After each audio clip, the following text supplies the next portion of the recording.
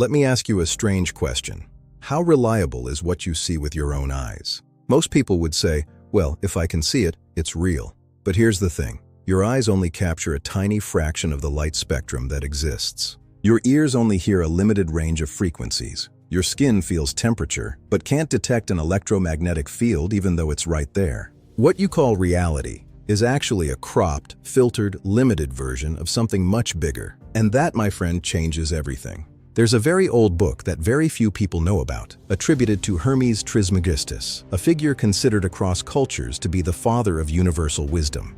That book is called the Kybalion, and it describes 7 principles that explain how reality works. The third one says exactly this: nothing rests, everything moves, everything vibrates. Think about that for a moment. Someone wrote that thousands of years ago. No microscopes, no laboratories, no quantum physics. And today, modern science arrived at the exact same conclusion. At the subatomic level, everything that looks solid and still is in constant motion. Particles never rest. And something even more fascinating that quantum physicists discovered. When you observe a particle, it changes its behavior depending on who's watching. The observer affects what is observed. You affect your reality just by paying attention to it. Nikola Tesla said it in different words. If you want to find the secrets of the universe, think in terms of energy, frequency, and vibration. And this isn't just modern science. The most sacred texts in human history already knew it. In the Bible, the Gospel of John opens with one of the most powerful sentences ever written. In the beginning was the Word, and the Word was with God, and the Word was God. The Word. Sound. Vibration. Creation itself begins with a frequency. In Hinduism, the mantra Om is considered the primordial vibration of the universe. The Vedas teach that everything was created from this original frequency. Before matter existed, there was sound, vibration. And in Buddhism, meditation has a very specific purpose: to elevate the vibration of consciousness from the densest states like fear and anger toward higher states like compassion and inner peace. Traditions separated by thousands of years and thousands of miles, all saying the same thing: everything is vibration. All right, but I'm not here to give you a physics lesson or a history class. I'm here to tell you something that can change the direction of your life if you take it seriously.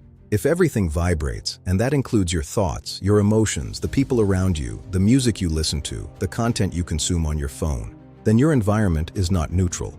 It never was. Every time you spend an hour watching content about scarcity, drama, negativity, you're tuning your internal frequency. Every time you surround yourself with people who don't believe in anything, who complain about everything, who settle for the bare minimum, that vibration is reaching you.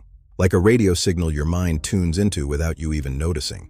Jim Rohn said it differently, but he was talking about the same thing. You are the average of the 5 people you spend the most time with. That's not cheap philosophy. That's the principle of vibration in action. So the question is, what happens when you start changing that frequency on purpose? When you start feeding your mind with ideas that expand instead of contract. When you seek out people who are already where you want to be. When you change what you listen to, what you read, what you think about when you're alone, something starts to shift. It's not magic, it's tuning. And remember what we talked about in the last episode with the principle of correspondence. As within, so without. Your outer world will always be a reflection of your inner world.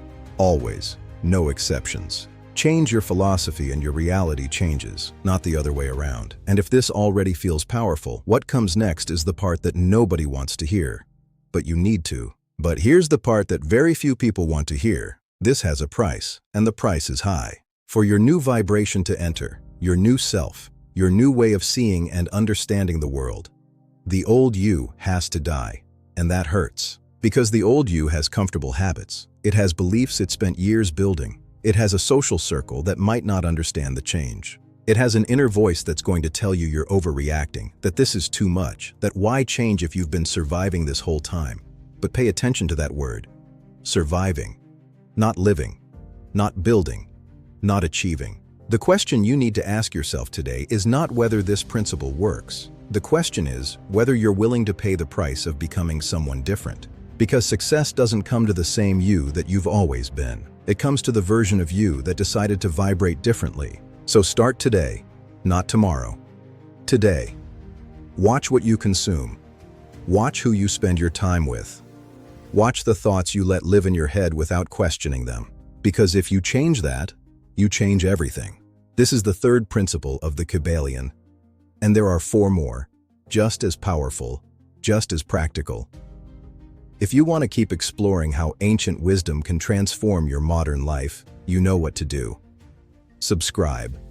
Like this video if it resonated with you, and share it with someone who needs to hear this today. See you in the next one.